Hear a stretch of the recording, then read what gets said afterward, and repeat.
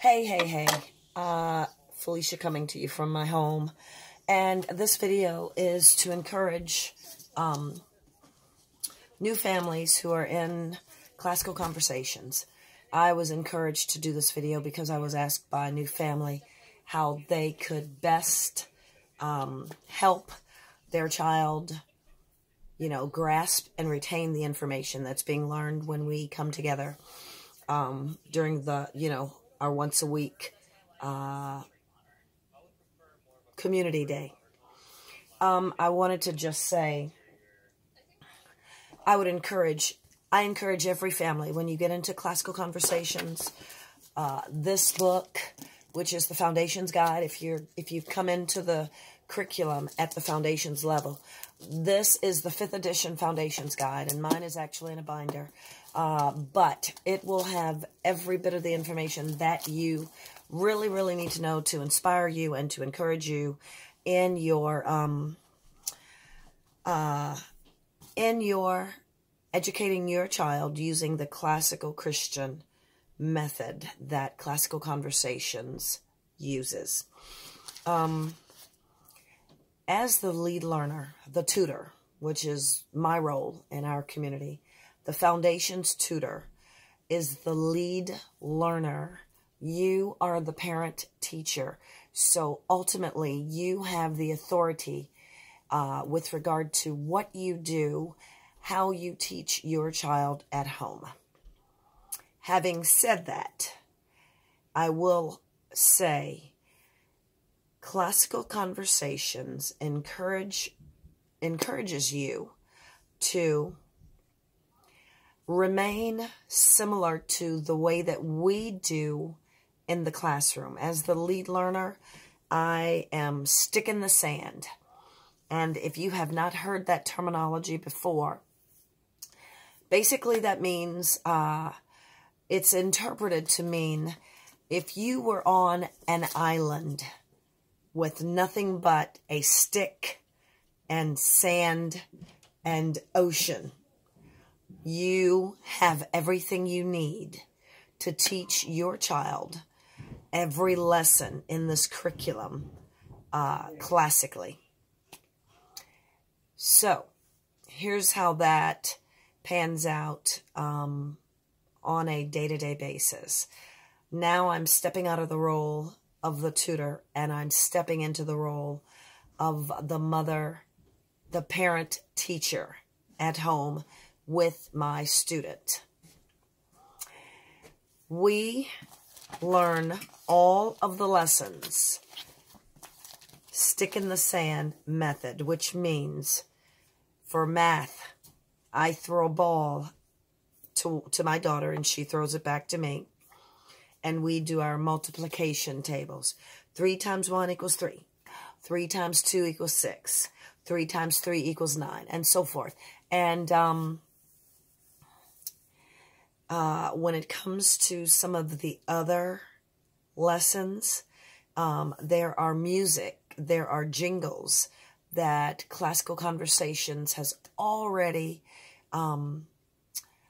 produced that you're welcome to use at home, specifically for the timeline, for the history sentence, for and for math. If your child is 9 years old or younger, the skip counting songs.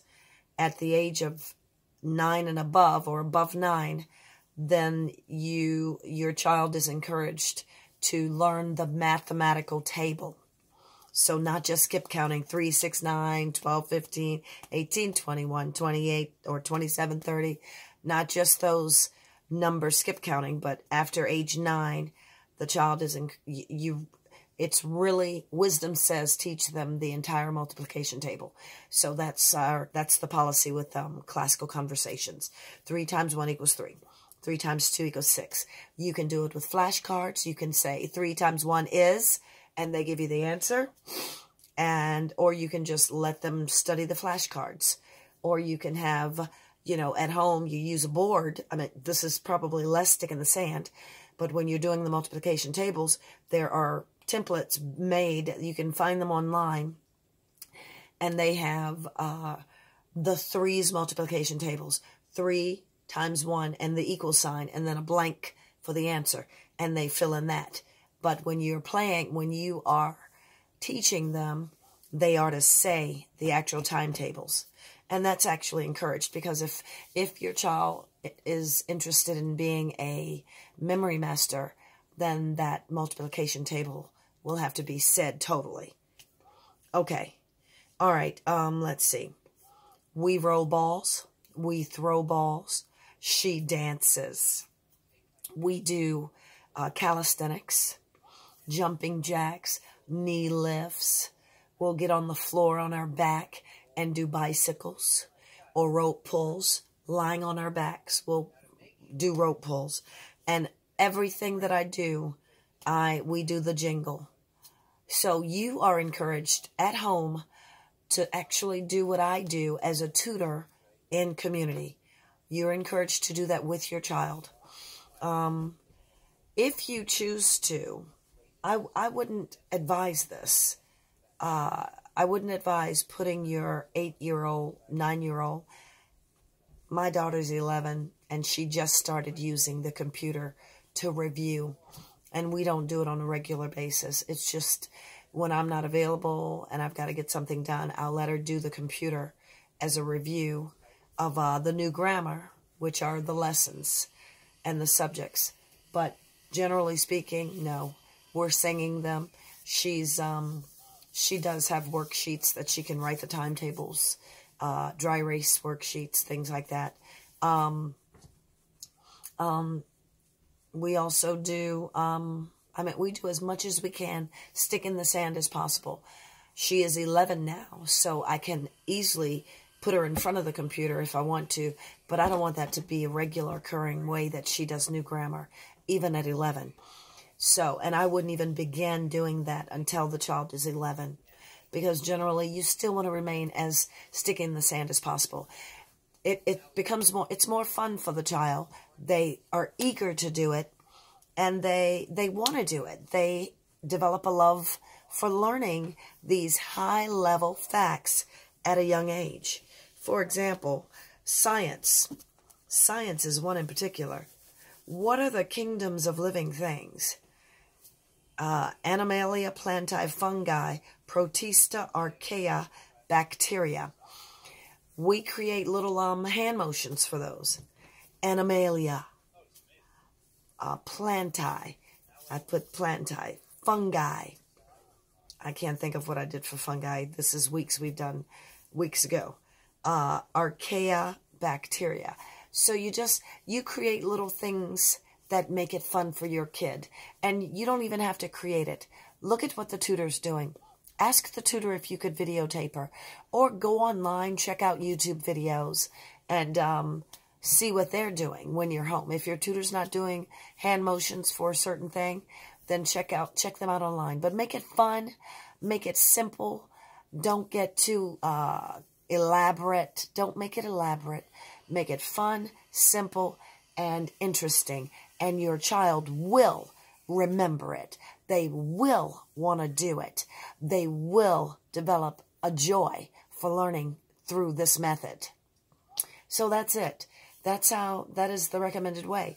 And if you want more information about this, about how foundations should be taught at home, the very front of your foundations guide gives you loads of information and understanding with regard to why things are done the way they are in classical conversations.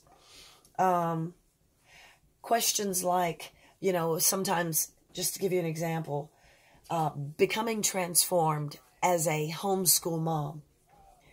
Instead of you as a homeschool mom saying, I'm not an educator, an expert educator, here's what you need to remember. You are your child's first and best teacher. I agree with that totally, because I know what makes my child tick. I know what her passions are.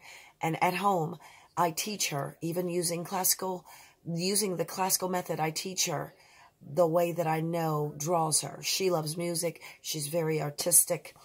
And I use those methods to teach her classically.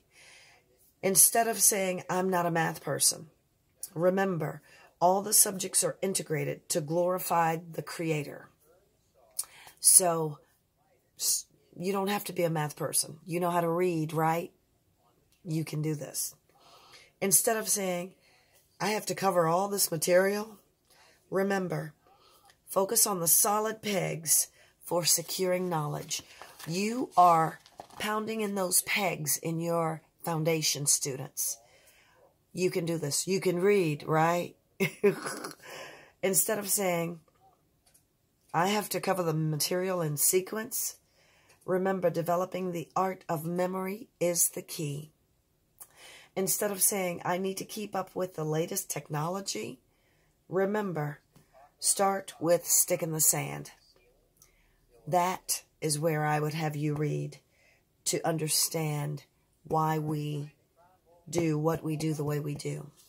And then last but not least, instead of you as a mom, homeschool mom, saying, I just want to take it 1 year at a time.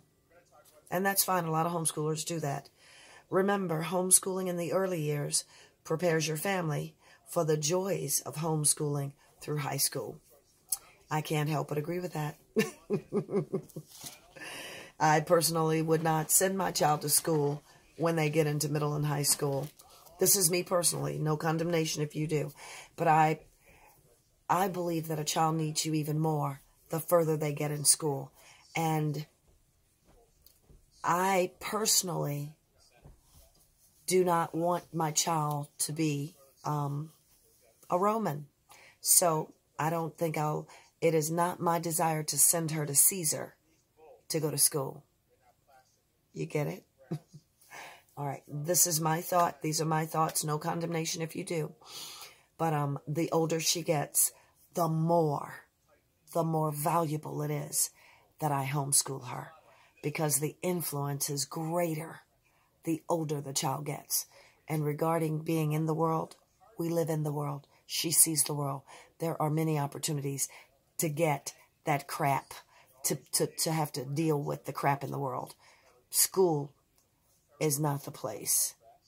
Brick and mortar is not the place for my daughter to learn her cues and how to face this world that's getting darker by the day.